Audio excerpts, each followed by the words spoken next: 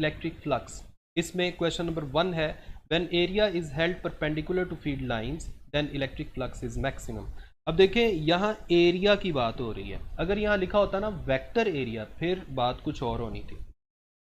देखें electric field lines फर्ज करें इस तरह हैं, इनके सामने आपने एक सरफेस यानी एक एरिया, सिंपल एरिया इस तरह रखा हुआ है, यानी परपेंडिकुलर इलेक्ट्रिक फील्ड लाइंस के रास्ते में बिल्कुल, यानी ये इलेक्ट्रिक फील्ड लाइंस हैं उनके सामने ऐसे आपने एरिया रखा हुआ है यानी सरफेस रखा हुआ है। अगर आप इस सरफेस के वेक्टर एरिया की बात करें तो वो वेक्टर एरिया जो है इलेक्ट्रिक फील्ड के साथ कितने एंगल पर है, 0 एंगल पर।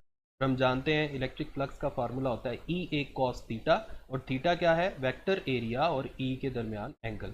जब वो 0 होगा तो जारी बात है फ्लक्स मैक्सिमम आएगा, यानी ई ए कॉज ऑफ 0, कॉस 0 1 हो गया और आपके पास ये ई ए आ गया, that is maximum. Question number 2 में कह रहा है the SI unit of electric flux is Newton पर स्क्वायर पर कूलम।